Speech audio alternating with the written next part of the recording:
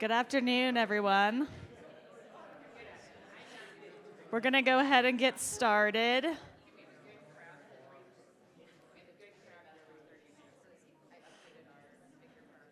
Thanks for joining us for this last afternoon session. It's going to be a panel discussion talking about beavers as wildland firefighters. So this presentation will make the case for connecting beaver-based wetlands restoration with wildland fire and forest health projects. Presenters include academics, water and land managers, and policy experts. So this is going to be an hour-long panel, and then Chris Sturm will be the last speaker for the room talking about the wildfire-ready watershed. But I'm going to let Jill kick it off because she's going to moderate this panel. Thank you. So the first thing I have to say is thank you all for being here, because it's 3:30 in the afternoon, and this just makes me happy to see all these awake faces in the room.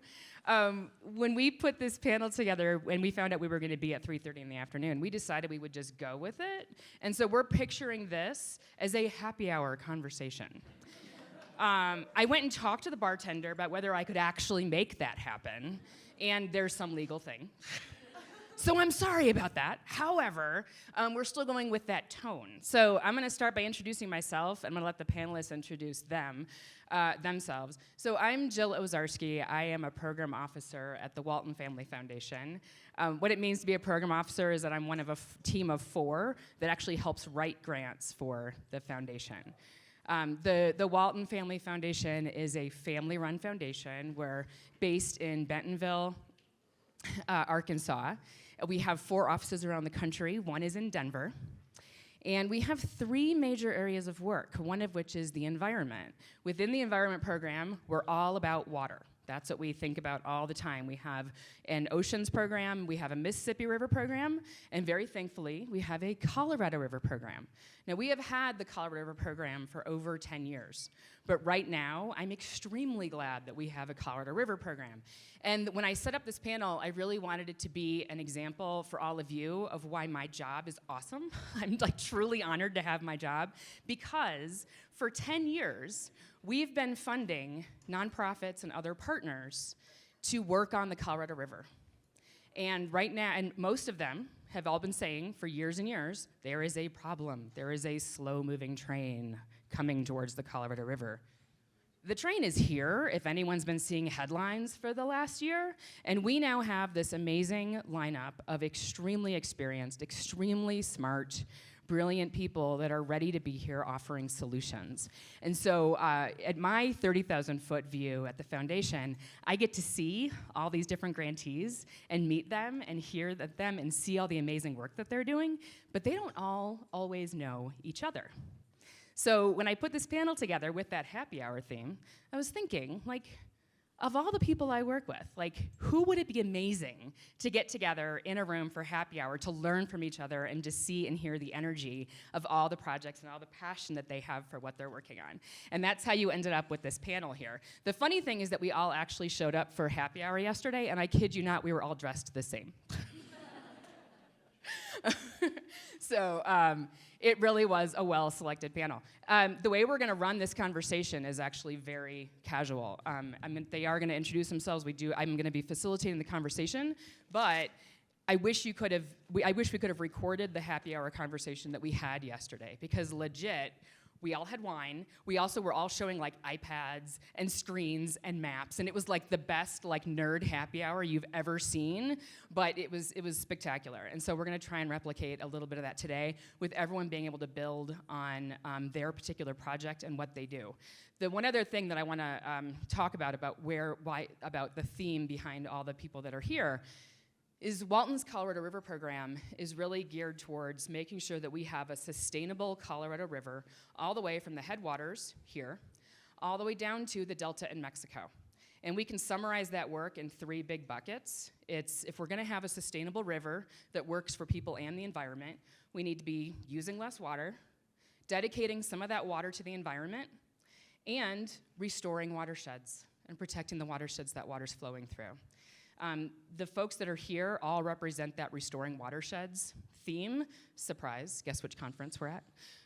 And they're all actively working on different components of applying process-based restoration on the ground in as many places as possible across the Colorado River Basin.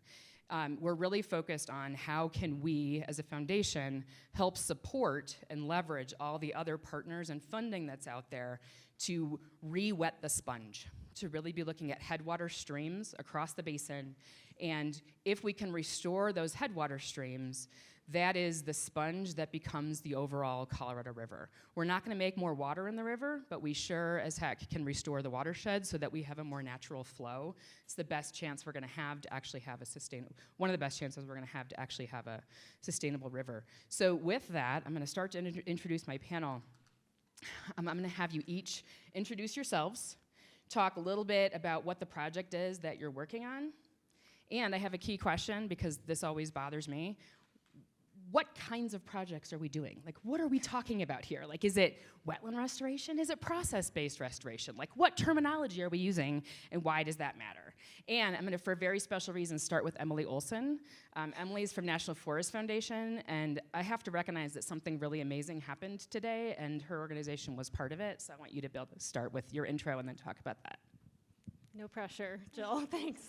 Hi everyone, I'm Emily Olsen. I'm the Rocky Mountain Region Director with the National Forest Foundation, and man, it's an honor and total privilege to be here with this panel today.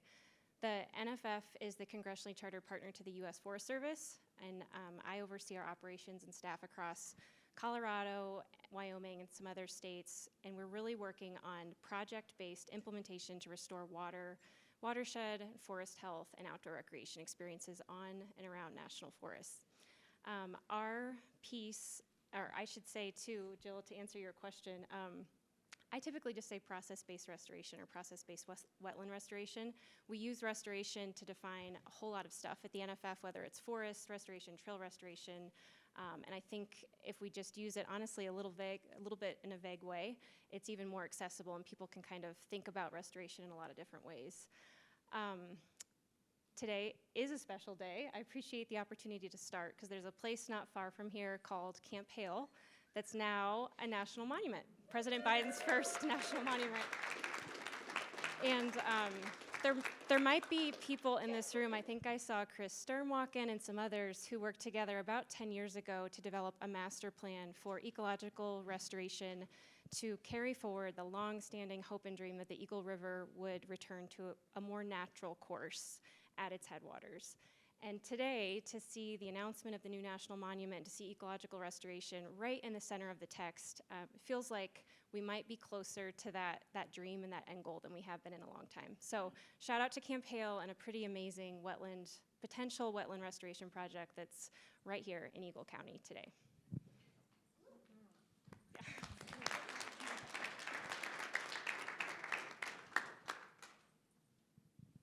All right. Hi, everybody. Also echo Emily, so excited to be up here with this amazing group of women and in front of all of you to talk about restoration, process-based restoration, headwater restoration, wetland restoration, all the different terms that we like to use. But as I said, I'm Faye Hartman. I'm the conservation director for the Southwest region with American Rivers. American Rivers is a national river conservation organization that's focused on restoring damaged rivers, protecting wild rivers, and conserving clean water for people and nature. So we focus all over the country, but my work specifically is here in the Southwest. We think about rivers and communities in the Colorado River Basin and the Rio Grande Basin. So lots of amazing opportunities to work with different partners across the Southwest. My work, primarily in this sphere, was focused a lot on policy and how can we improve policy, whether it's at the local level, the state level, the federal level, to help scale up wetland headwater restoration opportunities in the Southwest region. We also think a lot about, and I work a lot on funding, so how can we, in the era that we're in now, direct a lot of this federal funding that we have to really awesome projects here in the Southwest region and in this instance in Colorado. And then we are starting to work a bit with some partners on the ground on actual implementation, but that's sort of a newish area for American Rivers in this region. And then going back to the question that Jill had about words. So I usually use headwater restoration similar to Emily. It's a little bit more broad. I think you can reach a diverse audience in terms of people's understanding of what that is, and then where it makes sense, you can dive in deeper. So that's myself, and really excited to be here today. Hi, everyone. My name is Kirsten Neff. I am the Southwest Rivers Program Manager for the National Fish and Wildlife Foundation, which, similar to NFF, we're a congressionally chartered foundation, which puts us in this interesting space where we can enter into direct cooperative agreements with federal agencies to help them put their money towards priorities that we agree on through programs. In the Rocky Mountain region here, which is the team I work with, we are implementing some partnerships between the state of Colorado, U.S. Forest Service, Fish and Wildlife Service, as well as some private partners, including Walton and Gates Family Foundation, through a program called Restore Colorado, where we're funding 5 different areas of habitat restoration throughout the state. In terms of riparian work, which is what we call it in the RFP, this year we're going to be very focused on what we call process-based restoration in the RFP. And for me, that means I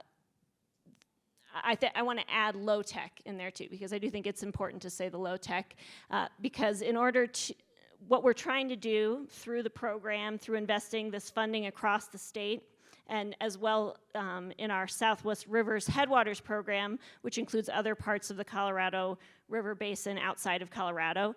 Both of these RFPs are open, and please talk to me if you're interested in applying. I think we'll have maybe the links later. But I want to say low-tech process-based restoration because in order to scale up the impact of this kind of restoration across the whole basin, we need to bring costs down. And I'll be the first to admit that NIFWIF, as we call ourselves, over the years has funded a lot of very expensive river restoration projects, which have their place. But what we're focused on this year through Restore and Southwest Rivers Headwaters are these low-tech, lower cost, but potentially higher impact across the basin projects. And I look forward to learning from all these ladies. All right, thank you. My name is Caroline Nash. I'm a hydrologist and geomorphologist with a small consulting firm called CK Blueshift. We're affiliated with our, I always want to call it the mothership, but that's not legally or technically true.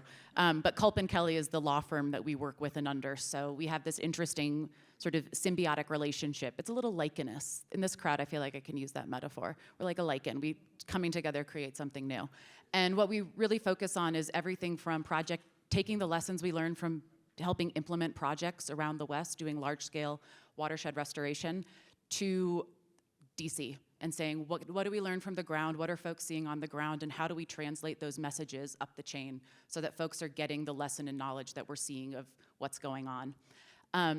In terms of projects we're working on, thanks to Jill and the other great folks at Walton, one of the major ones that we have is a revolving fund, a blue bank, called Blue Commons, and one of the funds is called the Beaver Fund, and what it does is it's trying to take philanthropic funding and revolve it through as in-time cash match for federal dollars, so that we can take these philanthropic dollars, provide it as non-federal cash match, and provide it immediately. So basically like a bridge loan, or providing crediting for a credit-free environment in many cases that then can be paid back by state, other grants that come in and whose funding cycles don't always align with whenever the federal NOFOs come out. And as part of that, we've been building out project pipeline. We have one that we just got funded and we're really excited about in the Apache Sitgreaves down in Arizona. Another we're working on getting up and running in Sweetwater County, just north of us. Not north of us here, but like us, Colorado, in Wyoming. And I use the term, I have a lot of thoughts about the terms, but I use the term watershed restoration when we think about fire, because when you look at where the stream is and where the wetlands are and the aerial extent of the watershed, a lot of it's forests. And a lot of what we're dealing with fire and even with water can't be dealt with if we don't also talk about the uplands. And so watershed restoration is the term I use for broadly what we do, but it's sort of the area we work in. When I talk about the streams, I use valley floor restoration like a good geomorphologist. It's not a great term. I don't recommend it because people are like, what do you mean? But I like valley floor both because it doesn't pin us into it being a stream or a wetland, or it can be whatever it wants to be. And it also speaks to the geomorphic unit that we are in fact working on. And I think that a lot of what we use in watershed and valley floor restoration, process-based is an approach to restoration. And watershed and valley floor are where we're doing it. And so that's where I see the terms intersecting. So I'll use them variously depending on if we're talking about the approach or where our boots are. Thanks, Caroline. Hello, everybody. Great afternoon to you and everything. It's a privilege to be a part of this panel. I'm Abby Burk. I'm the Western Rivers Regional Program Manager for Audobon Rockies.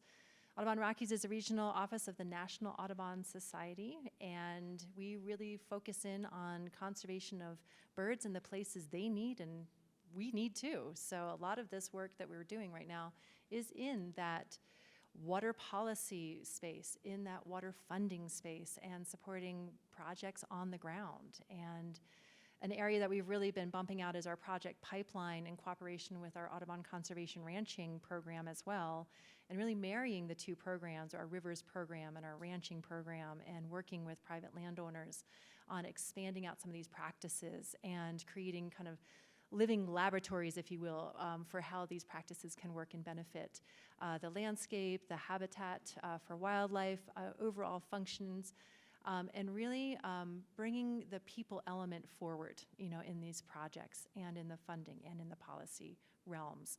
And so, it's interesting to think about how words matter. And Jill is asking us to, like, what do we speak about? And I'm like, well, who are we talking to? And so for me, words matter a lot in how we describe this space. Oftentimes I'll frame something as low-tech process-based stream restoration. Or we talk about stream restoration or economies of scale. We're talking, like Caroline is talking about, sometimes it's watershed restoration. But it's really meeting people where they are. And throughout the panel today, I can't emphasize enough the people element. We know how to move water, we can move habitat, and it's really providing the why and having people hear the why in their words and in their understanding to bring support to the overall efforts. And so I just want to encourage folks to really think about that. The audience and words matter. I also have to recognize that this is like our riparian hero for this year that's sitting next to me from Abby's award from last night. So thank you again, Abby, for that. Just have to recognize that.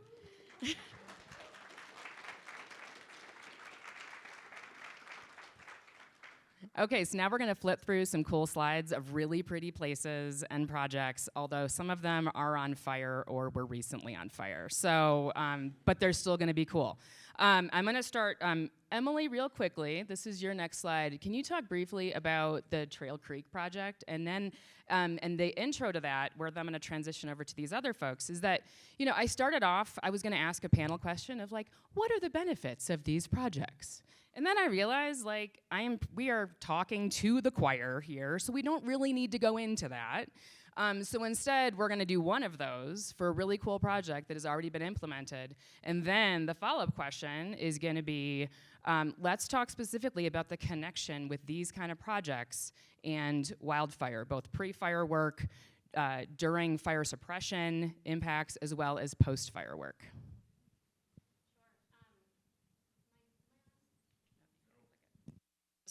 Yeah, okay.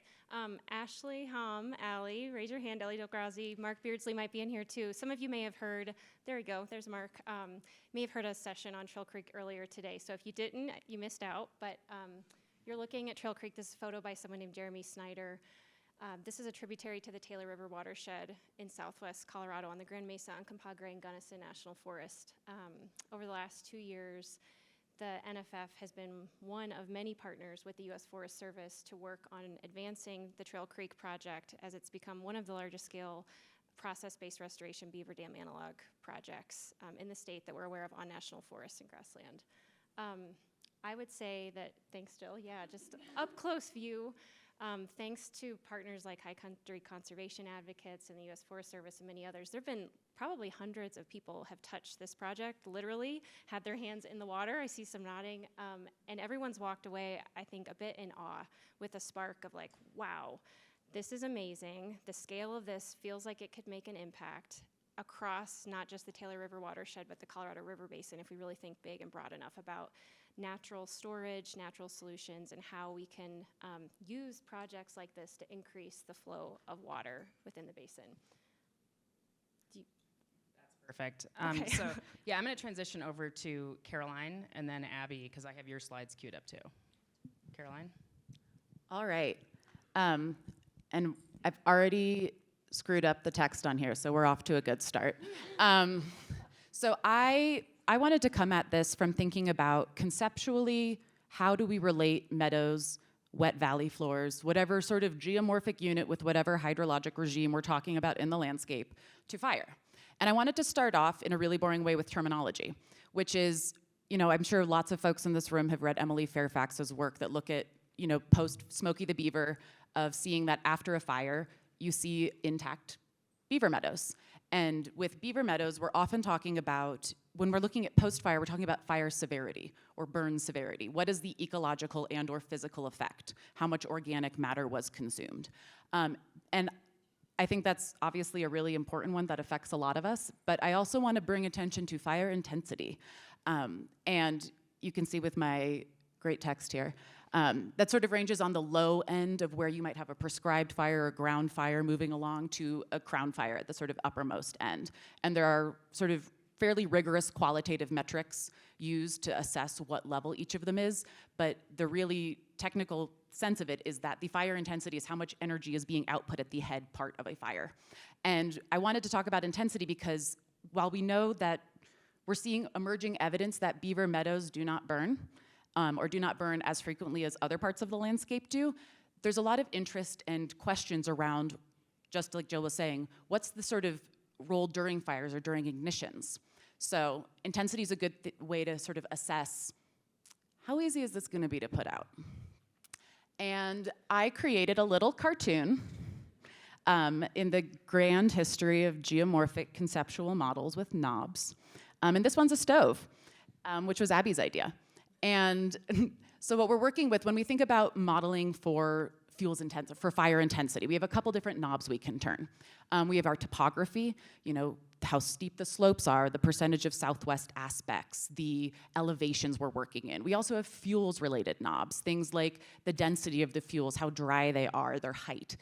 We also have weather-related knobs, things like wind, dryness, and heat. And in keeping with the fire theme, we've got the great chef in the sky managing the weather ones for us. So we can't, those ones are out of our hands, but we have to know what they're cooking so that we can plan the rest of the meal and adjust the heat accordingly. But when we think about meadows, it's useful to think about these knobs in terms of where the intensity falls. And you can see in our beautiful backsplash, functional backsplash of intensity, which is as we get into the higher intensities of fires, the flame length increases generally with fire intensity. So from 2 feet at a really low intensity fire to maybe over 12 feet with a really high intensity fire. But when you get into those uppermost intensities, you also start to get ember throw. And so for those of us who had the terror of living in or visiting the Pacific Northwest during the Eagle Creek fire, when embers were getting thrown across the Columbia. And so, those are the cases where it's being thrown across the Columbia. So just keeping in mind scale matters and being careful about how we talk about scale matters in these contexts. So now I want to take you to a project site we had in Oregon. So this is Eastern Oregon in Kearney County, up north of Burns, for anyone with some serious Highway 20 street cred. And this is, you'll notice, September 1st, 2002. This was 4 years before the project was implemented. It was a watershed scale treatment, so from the confluence of this tributary all the way up to where Forest Service ownership started. And what you'll see, the hydrograph is conveniently not QA/QC'd for this year, but it was about an average. It was sort of your median stream flow year.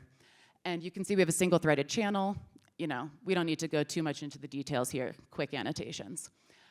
This is post-restoration, 4 years after. Again, you'll notice both September and 9 days later in the year, and this was a dry year. And so we're seeing some pretty massively increased greenness. This is a private working cattle ranch, so you'll say, oh, it's not as messy as some of these other projects. They hay this field and paid back the cost of restoration in 3 years based on hay. So opportunities and ways of interacting with private landowners in these contexts. But, you know, we're not here to talk about that. We're gonna pivot a little bit. And so here you're looking at the same watershed again prior to the treatment. This is 2005. And you'll see you've got your sort of single-threaded inset floodplain and a bad animation. And this is 2013, so post-restoration. And you'll notice that some of those trees look a little ghostly. And that's because in 2011, there was a prescribed fire on the ranch that was meant to be a couple acres, help manage some forage, and the winds changed. And it went from a 10-acre fire to a 5,000-acre fire. And it burned up to the meadow. And I wanted to share this photo particularly for a couple of reasons. The first is that you'll notice it did burn right through one of the tributaries to that tributary. So there are instances where fires do move right through, and as we were talking about flame length, this was a moderate fire, so the trees were the trees sort of right in the center of the burn area were fully burnt, but the needles were still on the trees. And so that gives us a sense qualitatively of where in the intensity spectrum we were. But when it got to the meadow, and this is, I think, a really important point as we start to talk about the role of beavers and beaver meadows in fire, it's not that the meadow stopped the fire. What happened was the firefighting crew, because they knew the meadow was there, and they knew that when the winds hit the meadow, they turn up valley. They were able to get into that meadow ahead of time and put a dozer line in. So they used the restored valley floor as an anchor point for firefighting. And by doing that, they were able to proactively turn the fire back on itself so that they were able to take more preventative measure and have a little bit more head time to manage the fire. And so if we move into a little conceptual watershed here, where we think about our fire intensity, our flame length, and this is adapted from Scott et al.'s work. This was a general technical report for the Forest Service looking at wildfire hazard and risk. So let's say one of the big things that makes a lot of sense here, which is ignitions, which is if you have big, wet areas, you're likely to have fewer ignitions turn into fires. The larger it is, the higher probability that ignitions in that area don't end up burning. That's a good one. So then let's say we have a fire further down in the watershed where maybe lower slopes, a little bit more rangeland environment, it's not super intense, and it runs up against a really big meadow.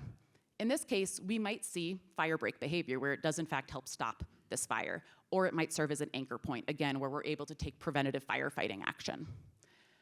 Let's now move up a little higher in the watershed, and we move into maybe a moderate intensity fire, a 3 or 4. And we have a few more trees, maybe a little drier, a little more slope. And as it moves in towards this meadow, again, we're seeing a scale where maybe the size of the fire and the length of the meadow, and it's critical in both these cases that the direction of burn is orthogonal to the longest part of the meadow. So thinking about that matters too. But as it gets there, it could probably move sideways and burn around the meadow and keep going. But again, it gives us that anchor point option. It gives us an ability to go in and do preventative firefighting action, putting dozer lines in. And then we have the big mamma jamma. And that's where, let's say we're really high up in the watershed. We've got a lot of trees, a lot of dry trees, a lot of fuel density, and steep slopes. And it gets going and it burns. And by the time it hits that meadow, it's wider than the meadow. The meadow's not stopping this fire. But what the meadow is doing is that it's providing an area where even though the fire intensity was not changed by the meadow, the fire severity after the fact is lower.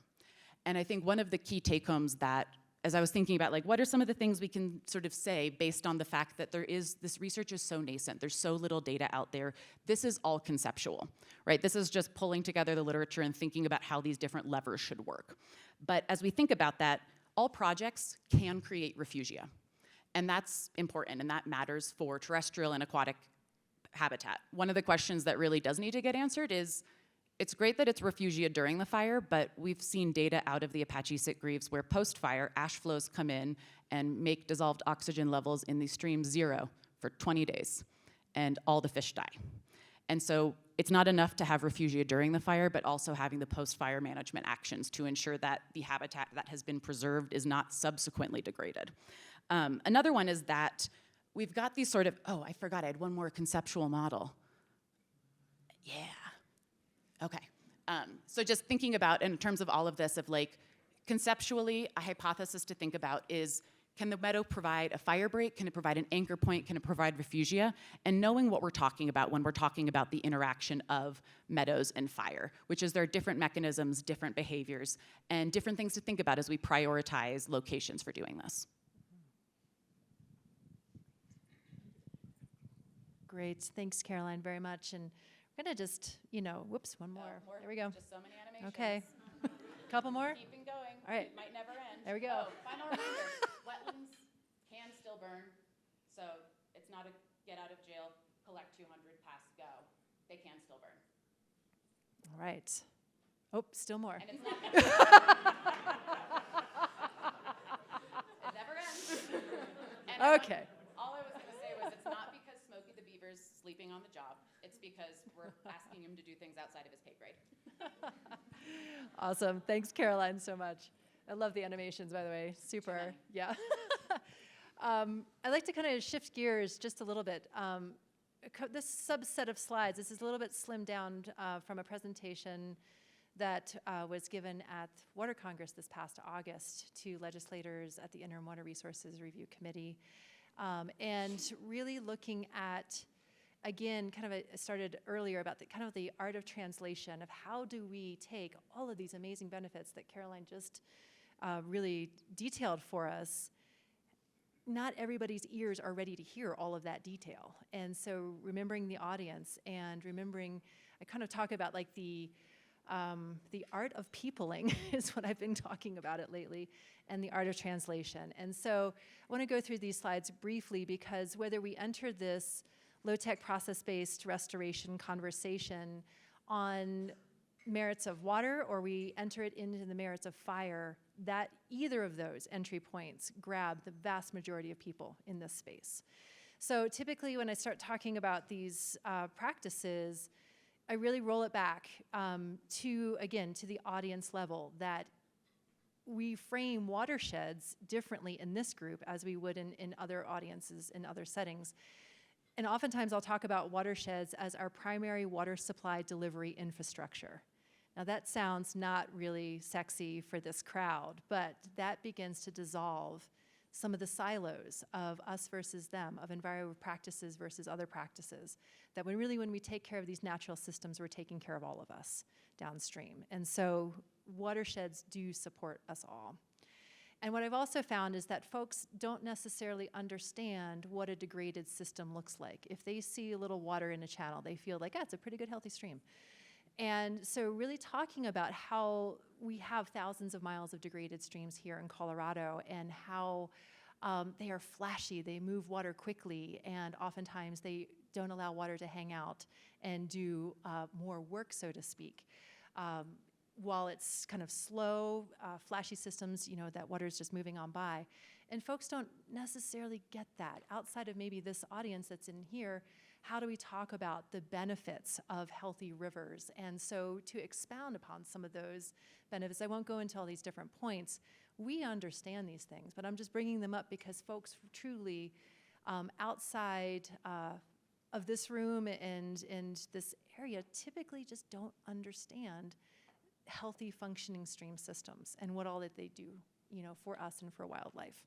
So being able to kind of discuss these different benefits going forward. And then another kind of this point of art of translation, that when we do have these healthy functioning streams, when we do have slow and spread water across the landscape, I'd like to give thanks to the Watershed Biodiversity Initiative in Pitkin County for some of the concepts in this slide. And I think Mark Beardsley also potentially there in the back maybe had a little hand in some of this kind of translation of talking about a dry riparian or a channelized, somewhat degraded system, and really looking at what a riparian, a natural storage and a slow movement of water system looks like.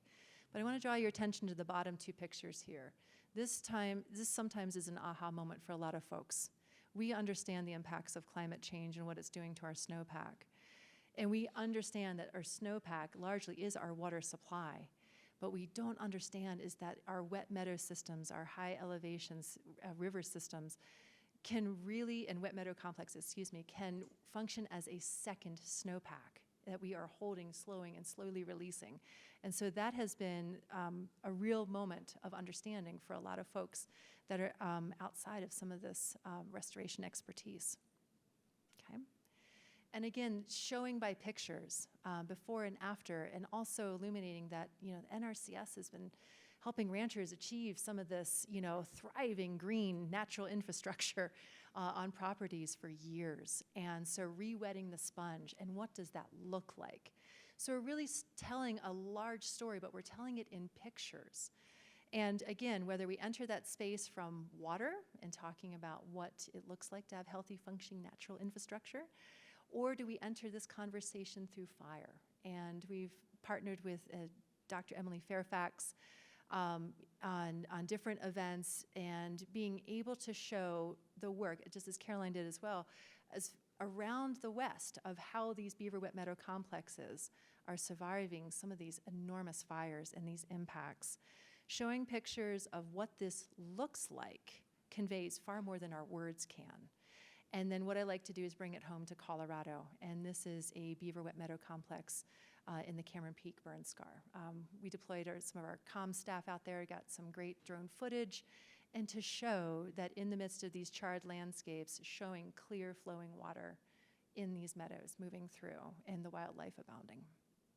And so last but not least, showing, as Caroline and Emily did as well, what these projects actually look like, that these projects are slowing water, and they are porous. Water is still moving downstream, and it is doing more work because it's kind of slowed as it's moving. It's not as flashy.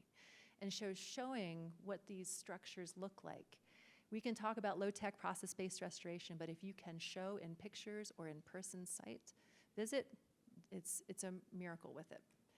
So last but not least, you know, oftentimes we bring it all back to water does connect every one of us in this room, and how can we, at a moment when things seem to be pulling us further apart, how can we come together on practices that benefit our resilience for our natural systems, which benefit us and communities downstream? So it's really looking for that unification message and how we translate what these projects are, what they can do for our resilience, and we probably haven't seen the worst that climate change can throw at us. So how can we continue to build our elasticity and our resilience in these systems so that we all can continue to thrive? So I want to pause with that. Thank you, Abby. So I have one last question for the panel, because I want to make sure we have time for questions from the audience. But it's a big question, because I want you each to talk about what are one of the barriers that you see, or one of the biggest barriers, your favorite barrier, however you want to talk about it, and what are we doing to try and address it? And again, back to from Walton Family Foundation's perspective, you know, the reason that we pulled these people together as grantees is because this is a tough problem. Some of the barriers are funding, some of the barriers are policy, some of the barriers are social, and that's just a couple things. But when you can put a series of groups together that are all working together on different elements of the problem, that's how, you know, there's no silver bullet, but this is how you get that silver buckshot approach. So, sorry, I stole that from my old boss. The other connection I just want to make to what Abby was just talking about leading into the barriers conversation is that Abby gave this presentation to state legislators just a few months ago. And that's important because there are policy barriers that we're going to talk about. And having that ability to educate decision makers that have a really important role is critical. I tend to, I take that one to heart in particular. Before I came to the foundation, I worked in politics for a really long time. I used to work for one of our US senators and did all of his energy and natural resources work. So this stuff is near and dear to my heart, and how you can get around those barriers is a critical one. So I'm gonna let all of our panelists popcorn and build off each other to show how they, like, what their favorite barrier is and how they're addressing it. But I'm gonna put Faye on the spot and start with her. Sorry, Faye. And then you guys can just pass the baton around. Sorry, technology. Yeah, as Jill said, there are a lot of barriers in this space, just like I feel like any sort of new, interesting, or somewhat new, interesting concept, there are challenges that we come up against when we're trying to think about this in a bigger way. And one of the barriers that I want to talk about, just because I feel like I've been hearing this a lot when I've been having conversations with partners on the ground, when thinking about all of the funding that's available, is capacity. And I think we can think about capacity in two ways. I think the first one is capacity for our various groups that are thinking about watershed restoration, process-based stream restoration, the terms that we're talking about today, in terms of thinking about planning. How do you bring together the important members of the community and of kind of within the project scope that you're interested in to think about what projects look like? It's also about design. How do you pay for all of these things that oftentimes federal grants have not provided that funding to cover those pieces, and then permitting. So there's that kind of capacity to help with the actual staffing side, but then also obviously like those really critical kind of early pieces of a project implementation. I think the other piece that's really important there is agency capacity. We are missing that voice from this particular conversation, but I think we all work really closely with a lot of agencies, whether it's state or federal, and they also need more capacity to help with these types of projects. Again, whether it's more hydrologists or folks kind of helping in the contracting process to get things moving forward, that agency capacity is really important to kind of, again, scale up these types of opportunities.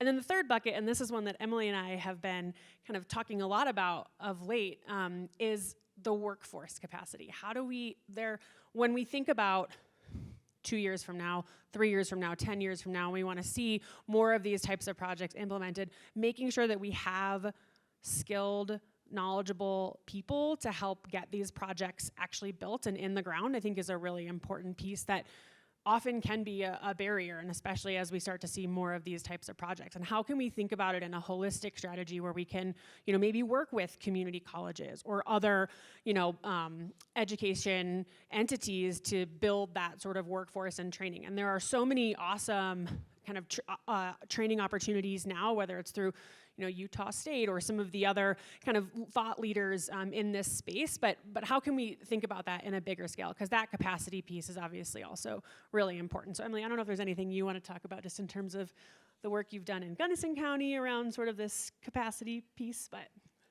Well, maybe I'll just say briefly, we've been fortunate, GOCO's funded and Gunnison County has funded the Sustainable Tourism and Outdoor Recreation Corps. The STORE Corps has provided some pretty key labor support on these types of projects. So that's what, with Faye, just thinking bigger about what that could look like, how that type of capacity could come to life in other places has been fun to think through. Awesome. I'm going to call on Kirsten. Perfect. You were Sure. taking the microphone. I Because was that ready. capacity piece, you guys are a key part of that. All right.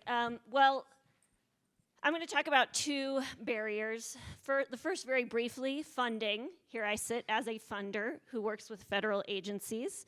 And I will tell you, we are doing our best to work with our federal partners to grow the pot for this kind of work.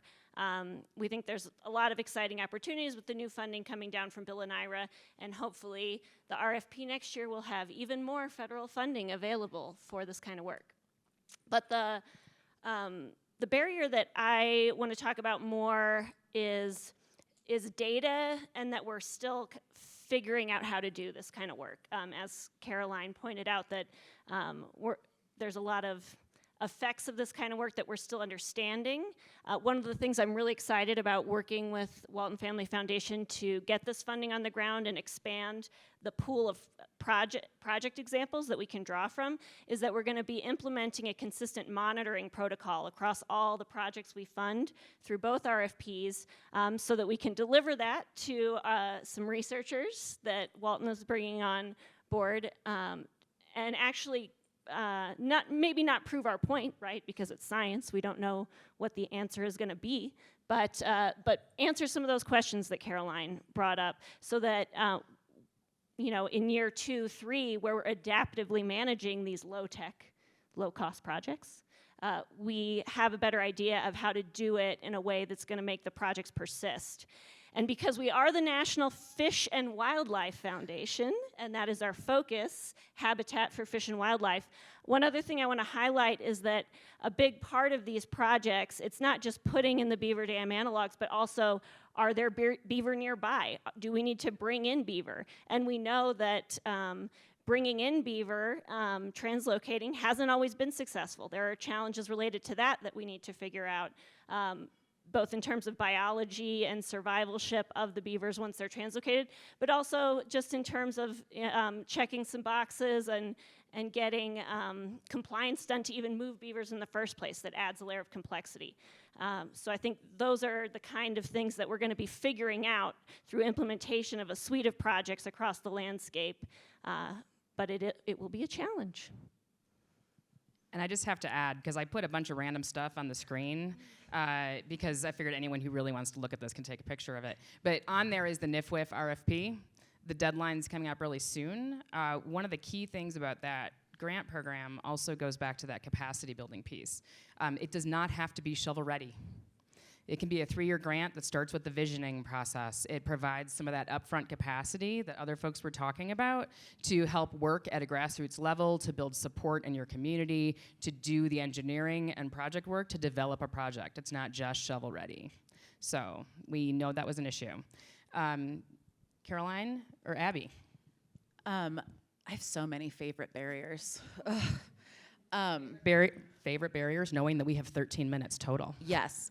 I would say I would definitely add to the capacity piece in the workforce. And I think one of the elements of that is not often explicitly stated is a lot of this work gets done by youth conservation corps. That's awesome. Not everyone has access to those. And if we want to truly value this work, we need to understand the cost of market value of what doing this work would be without free labor. When we can get free labor, awesome, but we don't want to get pinned into the NRCS saying a BDA costs $27, which is what it says in their CPS practices. And nobody I know has been able to pull that off.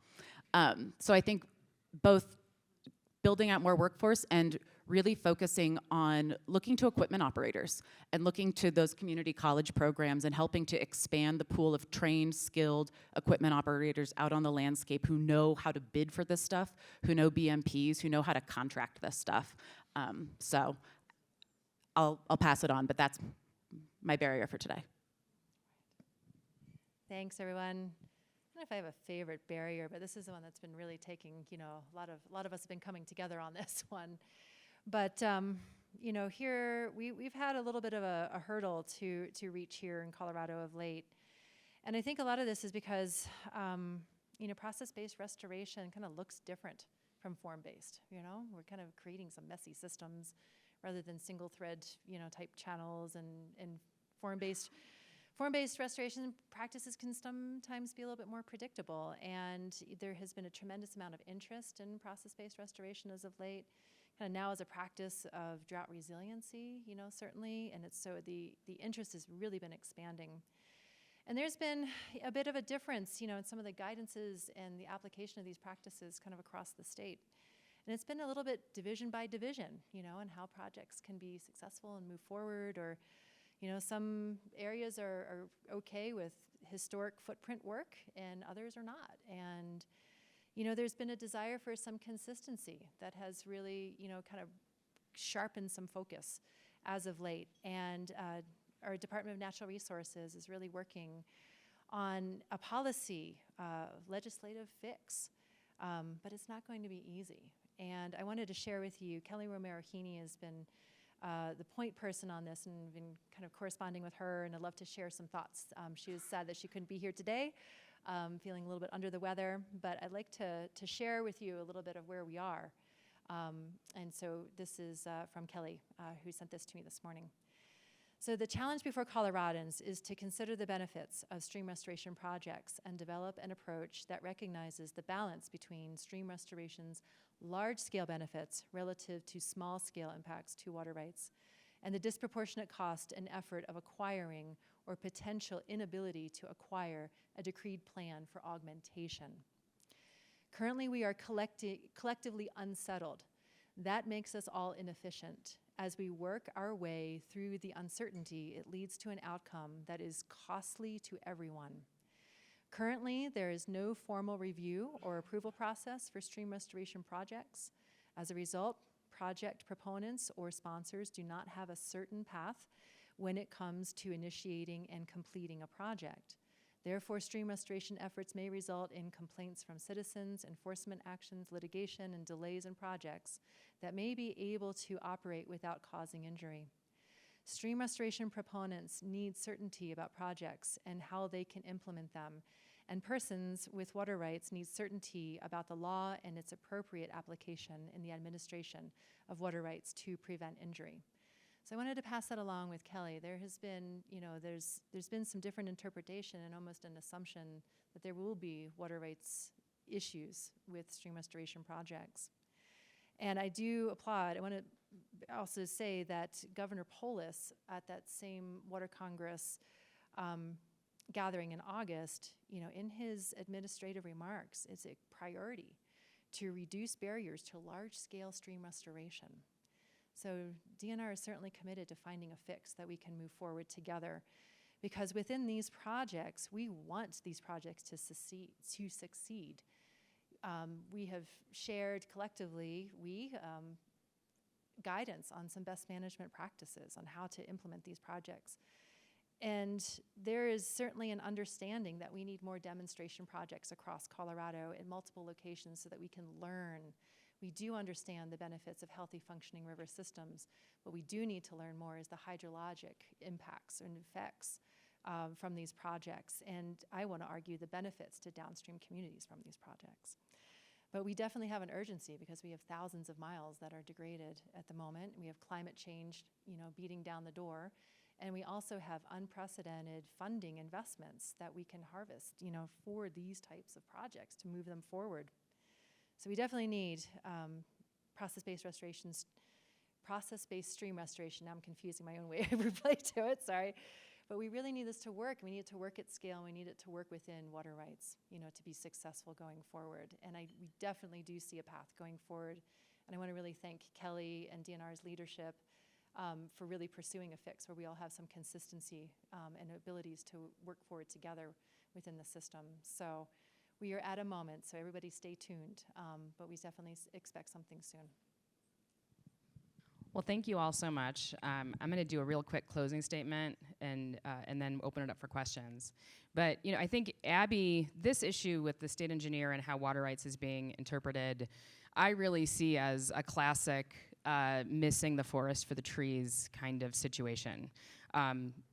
We need to talk seriously as a state about, and that's what is going to happen in the next year, talk seriously as a state about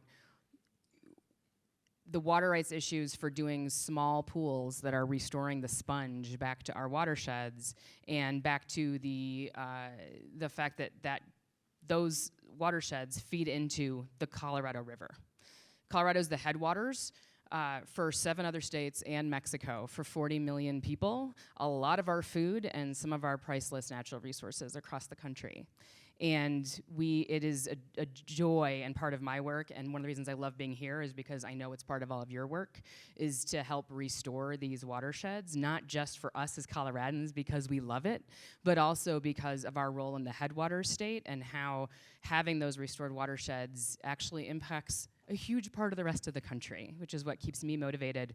On that slide I showed with some resources, there was a link on there to a report called the 10 Strategies Report, which a lot of our grantees collaborated on together, which really identifies that silver buckshot approach to thinking about the long-term resiliency of the Colorado River, which is that there are many things. In this case, there are 10 things that could be done to help restore the long-term resiliency of the Colorado River, one of which is this kind of process-based stream restoration, wetlands restoration, habitat restoration, et cetera.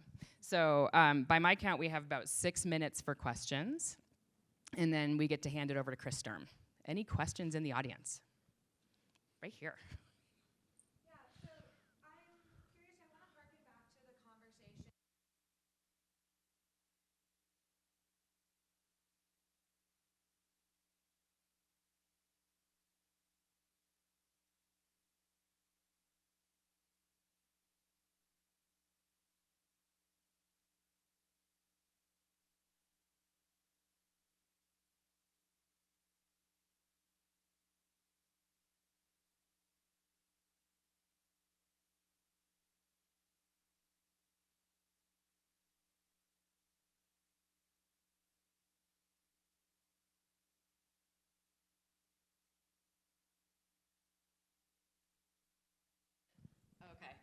There we go.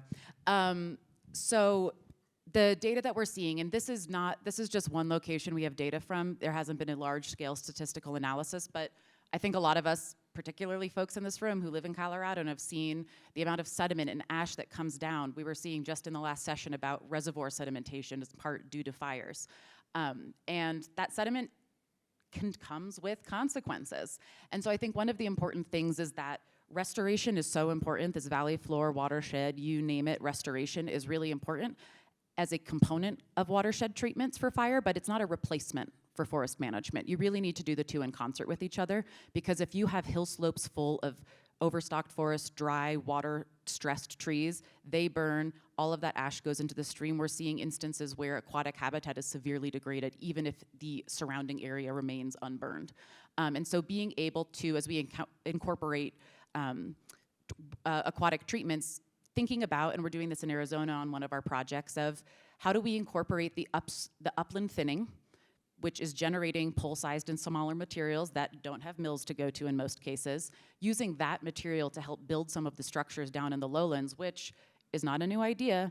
2002 paper from Norton interviewing Zuni elders showed that they were the first people building wicker weirs, building structures like this, and they did it because they did it in concert with upland management. So the reason that they were building structures out of wood, because they were clearing out juniper. And so it was always done in concert with itself. It was never one thing or the other. And I think that's what's really been missing. And so as we think about a landscape scale approach, one of the really great opportunities we have, especially with the Forest Service, especially with the funding coming down the pike, which is as we have operators already in there doing mechanical thinning, piling, opening road, let's not dig twice. If the operators are out there and we can extend their contract and use some of the other tools we have available to have them pile slash material closer to the stream so that operators can come in right afterwards and build the projects with that. Let's dig once. And let's increase the efficiency of the operations that we're using, and then let's use that as sort of a 1-2 punch, because if we reduce the potential fire intensity and therefore fire severity, we're likely to have wetlands that are more resilient moving forward and not as likely, we still don't know so many of the drivers, but not as likely to have those immediate ash flow impacts to the water quality.